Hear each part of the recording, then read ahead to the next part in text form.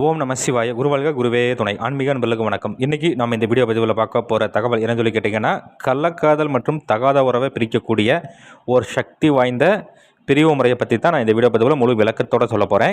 நீங்கள் இந்த வீடியோ பார்க்குறதுக்கு முன்னாடி நம்மளோட யூடியூப் சேனல் சரி வேத சிவசக்தி சாயி யூடியூப் சேனலை சப்ஸ்கிரைப் பண்ணாதவங்க பண்ணிக்கோங்க. அப்படியே பக்கத்தில் இருக்கக்கூடிய பெல் ஐக்கான் பட்டனையுமே கிளிக் பண்ணிக்கங்க. சரி வாங்க இந்த வீடியோ பதிவுக்குள்ளே போகலாம். அதாவது இன்றைய சூழ்நிலைக்கு நிறைய பேர் ஃபோன் பண்ணி கேட்குறேன், சாமி இந்த மாதிரி வந்து என்னுடைய கணவன் வந்து வேற ஒரு அஃபேரில் இருக்கார், இல்லை மனைவி இந்த மாதிரி இருக்காங்க, இல்லை மகன் மகள் இந்த மாதிரிலாம் வந்து வேற ஒரு அஃபேரில் இருக்காங்க. அதனால் வந்து பார்த்துக்கிட்டிங்கனாக்கா அவங்க சம்பாதிக்கிற காசை பூராத்தையும் அங்கேயே கொண்டு போய் கொடுத்துட்றாங்க, வீட்டுக்கே வரது கிடையாது. இதனால் வந்துட்டு பொருளாதார ரீதியாகவும் சரி, ரெண்டாவது வந்து மன ரீதியாகவும் சரி, குடும்பத்துலேயும் சரி ஒரு நிம்மதி இல்லாமல் போயிடுச்சு சாமி. நாங்களும் நிறையா பேர்த்துக்கிட்ட போய் பார்த்துட்டோம், அவங்களே நம்ம செஞ்சு தராங்க, ஆனால் சொல்லிக்கக்கூடிய அளவுக்கு எந்த ஒரு முறையுமே வந்துட்டு வேலை செய்ய மாட்டேது சாமி. இதுக்கு ஏதாவது ஒரு சக்தி வாய்ந்த முறை இருந்தால் சொல்லுங்க சொல்லி கேட்குறீங்க. அதாவது வந்து இந்த கள்ளக்காதல் மற்றும் தகாத உறவை பிரிக்கிறதுக்கு பல விதமான முறைகள் சித்தர்களுக்கு உருவப்பட்டிருக்கு. அதில் இது வந்து பார்த்துக்கிட்டிங்க அப்படின்னு சொன்னால் தூவல் முறைன்னு சொல்லி சொல்லலாம். சரிங்களா? அதாவது வந்து தூவல் முறைன்னு சொல்லி சித்தர் நூல்களுக்கு உருவப்பட்டிருக்கு. இது எப்படி பண்ணணும் என்ன அப்படின்னு சொல்லி பார்த்தோம்னாக்கா, செய்கிறதுக்கு 8 நாள் எப்போ அப்படின்னு சொல்லி கேட்டிங்கன்னா கிரகண நேரத்தில் பண்ணலாம். அப்படி இல்லை அப்படிங்கிற மாதிரி இருந்ததுன்னா பௌர்ணமி முடிந்து முதல்ல வரக்கூடிய 3ஆம் தேய்பிறை நாள் அன்றைக்கி நீங்கள் தாராளமாக பண்ணலாம். இப்போ அந்த அன்றைக்கி நீங்கள் முதல்ல என்ன பண்ணணும்னு கேட்டிங்கன்னா, கருங்காக்கணும் மூலிகை எல்லோரும் பார்த்துருப்பீங்க. சரிங்களா? அந்த மூலிகையினுடைய சாபம் போய்க்கிட்டு அதனுடைய வேரை மட்டும் உலோக ஆயுதங்கள் எதுவும் பயன்படுத்தாமல் எடுத்துகிட்டு வந்து பத்திரமா வச்சுக்கிட்டு, அதை வந்து வெயில் படாத இடத்துல நிழல் வச்சு நல்லா உலர்த்தி நல்லா சூரணம் பண்ணி வச்சுக்கணும். அது கூட வந்து சாம்பல் சேர்த்திக்கணும்.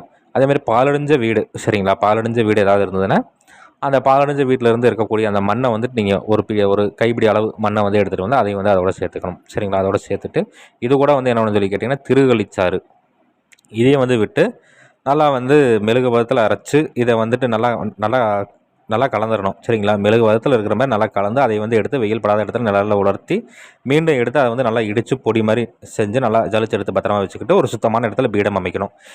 இது நீங்கள் வீட்டுக்கு வெளியே வந்து பீடம் அமைச்சு பண்ணுறது வந்து அது இதை சிறப்பு. சரிங்களா? அப்போ அந்த மாதிரியான இடங்களில் தலைவாழை விரிச்சு அதற்கு மேலே நீங்கள் செய்து வச்சிருக்கக்கூடிய அந்த பொடியை வந்து பரப்பி விட்டுட்டு நான் இந்த வீடியோவில் எந்திரம் ஒன்று கொடுத்துருக்கிறேன். இந்த எந்திரத்தை நீங்கள் முறையாக வரைஞ்சிட்டு இந்த எந்திரத்தினுடைய மையப்பகுதியில் வந்துட்டு ஒரு மண் அகலவில் கொண்டு வச்சுட்டு வேப்பினால தெய்வம் ஏற்றி முறையாக அதற்கு உண்டான தூப தெய்வங்கள் படையெல்லாம் கொடுத்துட்டு இதற்கு உண்டான சக்தி வாய்ந்த மந்திரம் நான் இந்த வீடியோவில் கொடுத்துருக்கிறேன்.